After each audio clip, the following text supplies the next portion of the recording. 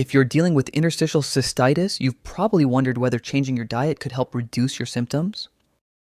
And for many people, diet feels like one of the most natural places to start. Before we get into it, I also want to mention that there's an alternative way to think about diet and symptoms that I'll come back to at the end of the video. The first approach is to experiment with different diets to see if your symptoms improve. Here are some of the most common ones. Dairy-free diet.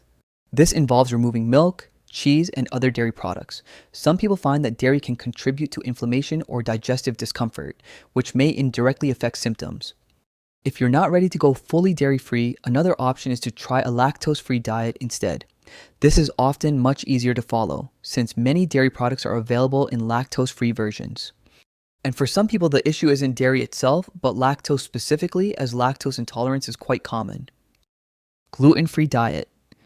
This removes wheat, barley, and rye. For some, gluten can trigger gut irritation or sensitivity, which may influence how the body responds overall.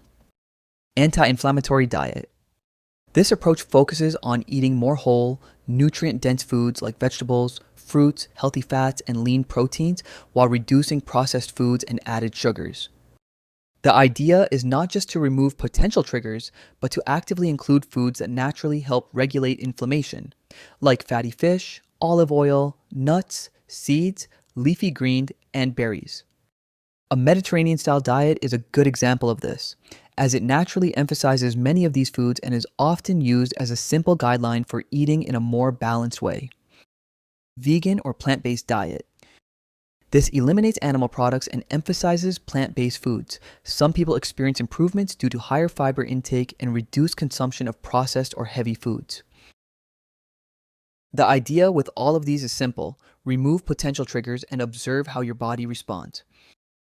And for some people, this can make a noticeable difference, but here's the key point. If you follow one of these diets consistently for a couple of months and don't see meaningful improvement, there's usually no reason to continue restricting yourself, unless you genuinely enjoy eating that way. Another approach is to reduce certain foods and drinks that may trigger or worsen your symptoms. Some of the most common triggers people mention are caffeine. Caffeine stimulates the nervous system and may increase urgency or sensitivity. Alcohol. Alcohol may irritate the bladder and can also affect sleep and recovery. Spicy foods. Spicy foods can trigger irritation in some people, especially during flare-ups. Highly processed foods. Highly processed foods often contain additives and lower quality ingredients that may contribute to inflammation. Artificial sweeteners. Artificial sweeteners can be irritating for some people and may affect gut balance. Carbonated drinks. Carbonated drinks can increase pressure or discomfort due to the carbonation. Sugar and high sugar foods. Sugar and high sugar foods can contribute to energy spikes and crashes and may influence inflammation. Acidic foods. Acidic foods like citrus and tomatoes can sometimes increase irritation or sensitivity. Reducing or adjusting these doesn't usually fix the problem, but it can sometimes help reduce symptom intensity or frequency. So yes, dietary changes can absolutely be worth trying. But the reality is that very few people fully recover simply by changing what they eat. Most people who see real, lasting improvement take a more holistic approach. That includes things like reducing fear and anxiety around symptoms, calming the nervous system, changing how you respond to symptoms, stretching and relaxing the pelvic floor. Diet can play a role in this process, but it's rarely the thing that solves everything on its own. I used to struggle with pelvic pain and constant urgency too, so I built Sanavita to help others recover.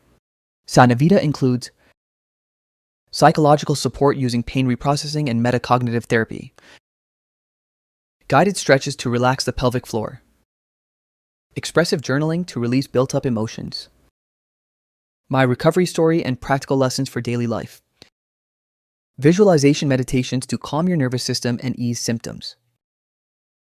Track your symptoms, take assessments, and explore a full library of recovery resources. Download Sanavita today and start your recovery.